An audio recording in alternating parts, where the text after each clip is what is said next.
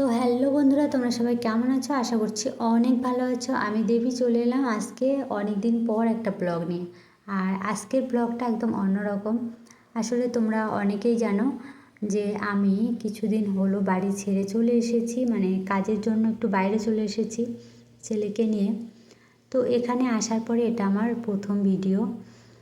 তো প্রথম ভিডিওটা করছি আমি। দেখো, প্রথম দিন এসেছি রাতের বেলা। তো রাতের বেলা এসে তো ঘরে মানে শুধুমাত্র ঘুমিয়েই ছিলাম, কোনো কিছু পরিষ্কার করতে পারিনি।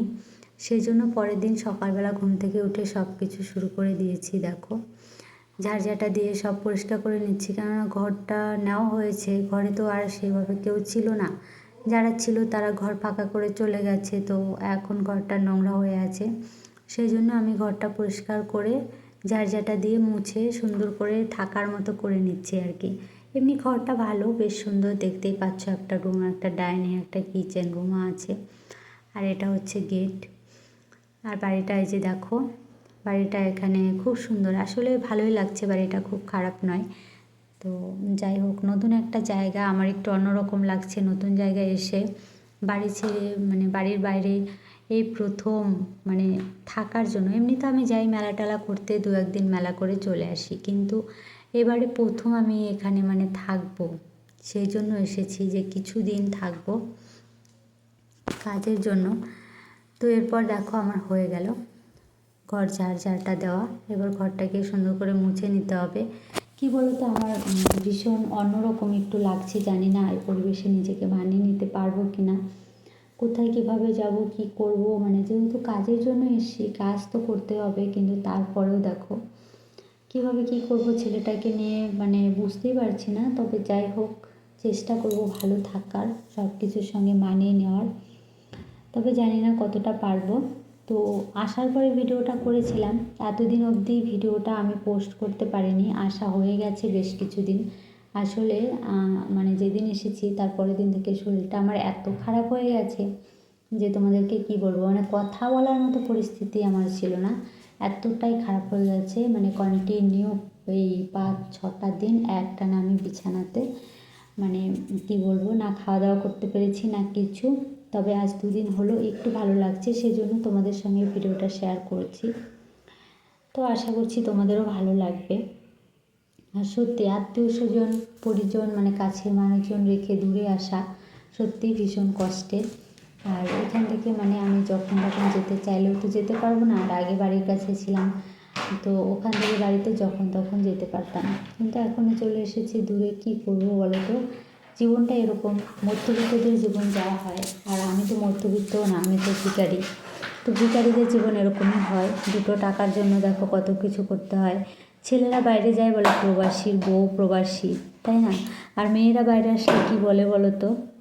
তো ভীষণই একটা অন্যরকম লাগছে, কী আর বলবো বলো।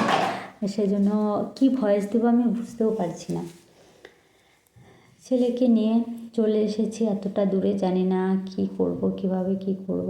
তবে এই কটা দিন তো শুয়ে বসেই চলে গেল, কাজ করতে এসে কাজই করতে পারিনি, কেননা শরীর খারাপের জন্য।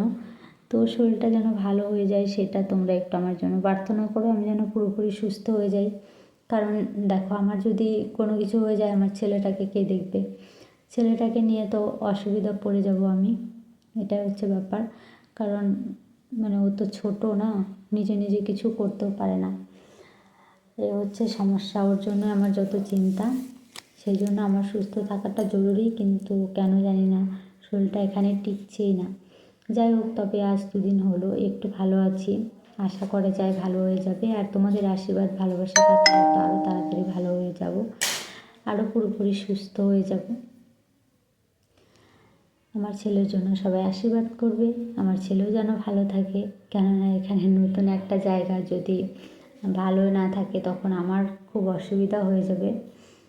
মনটা এমনিতেই খারাপ, সেই জন্য ধরনের কথা বলছি। যাই হোক, তো তোমরা কে কে আমার মতো এরকম পরিস্থিতির মধ্যে আছো, কে কে গেছো বাইরে, বা কেউ একবার হলেও গিয়েছিলে, সেটা অবশ্যই একটু কমেন্টে জানাবে, ঠিক আছে? জানি না কবে ভগবান আমাকে এই মানে দুর্দিনগুলো থেকে মুক্তি দিবে। কি বলো তো, টাকা পয়সা থাকলে হয়তো এত কষ্ট করতে হয় না। তবে সেই জন্য যেন মানে এটা না করতে হয়। দেখো আজকে ছেলের পড়াশোনাটা নষ্ট হয়ে গেল। তো কিছু করারও নেই আমার, কী করব বলো, দুটো টাকার জন্য কত কিছু করতে হয় মানুষকে। আর এই জন্য আমি ফেসবুক করছি, ইউটিউব করছি, যে ওখান থেকেই হয়তো বা কিছু হবে, তাহলে হয়তো এই কষ্টের দিনগুলো আমাদের শেষ হবে। কিন্তু না, কোনো দিক থেকেই কিছু হচ্ছে না। জানি না ভগবান কবে মুখ তুলে তাকাবে, সেই আশায় রইলাম। ভগবান কবে তাকায় দেখি, ঠিক আছে? তো তোমরা সবাই ভালো থেকো, সুস্থ থেকো। ফিরে আসবো আরও নতুন নতুন ভিডিও নিয়ে। এখানে থাকি যদি, ভিডিওগুলো তোমরা দেখতেই পাবে, কোথায় এসেছি, কী করছি, কেন, সব কিছু দেখতে পারবে ধীরে ধীরে। তো পুরো ভিডিওটা দেখার জন্য অনেক অনেক ধন্যবাদ।